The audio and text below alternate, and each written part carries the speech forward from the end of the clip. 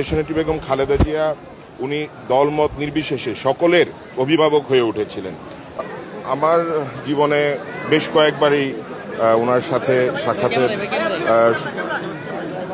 সাক্ষাতের সুযোগ হয়েছে এবং উনি সবসময় আমাদেরকে নির্দেশ দিতেন যেন আমরা সঠিকভাবে রাজনীতিটাকে করি এবং বিশেষ করে আন্দোলন সংগ্রামের সময় ওনার ব্যাপক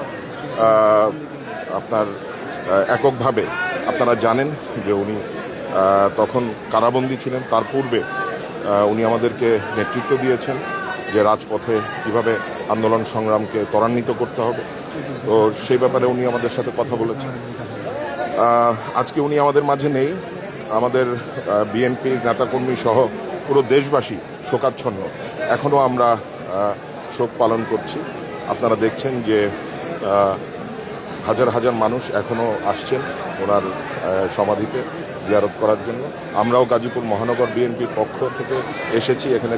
গাজীপুর মহানগর ছাত্রদল, যুবদল সকলে আমরা উপস্থিত হয়ে আজকে আমাদের নেত্রীর জন্য মহান আল্লাহ তাআলার কাছে দোয়া করলাম যেন আল্লাহ তাআলা তাকে বেহেশত নসিব করেন।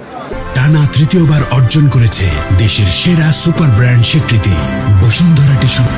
আমরা এই শোককে শক্তিতে রূপান্তর করে আমরা আমাদের ভারপ্রাপ্ত চেয়ারম্যান তারেক রহমানের হাতকে শক্তিশালী করার লক্ষ্যে কাজ করে যাচ্ছি এবং আগামী নির্বাচনের জন্য আমরা জনগণকে সাথে নিয়ে যেন একটি সুন্দর, অবাধ এবং নিরপেক্ষ নির্বাচন, যেটার জন্য আমাদের নেত্রী দেশনেত্রী বেগম খালেদা জিয়া লড়াই করেছেন বাংলাদেশের মানুষের ভোটের অধিকারের জন্য, সেই অর্জনটা আমরা তুলতে যাচ্ছি। ওনার জীবন থেকে আমরা অনুপ্রেরণা পাই যেন আমরা একজন সৎ এবং নিষ্ঠাবান যেন রাজনীতিবিদ হয়ে বাংলাদেশের মানুষের পাশে দাঁড়াই, জনগণের পাশে দাঁড়াই এবং ওনার নেতৃত্বে এবং বিএনপি যে গণমানুষের দলে পরিণত হয়েছে সেটা ওনার নেতৃত্বেই এবং কোনো অপশক্তির সাথে আপোষহীনতা যে তার যে একটা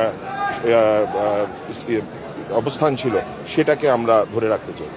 আপনারা জানেন যে দেশনেত্রী বেগম খালেদা জিয়া উনি দলমত নির্বিশেষে সকলের অভিভাবক হয়ে উঠেছিলেন এবং বিশেষ করে এই বিগত দিন স্বৈরাচারের সরকারের সময় তার উপর যে অত্যাচার নির্যাতন চলেছে এবং তার যে আপোষহীন অবস্থান সেটাকেই সে কারণেই সরকার কিন্তু আজকে যে গণঅভ্যুত্থান হয়েছে সে গণঅভ্যুত্থান সম্ভব হয়েছে।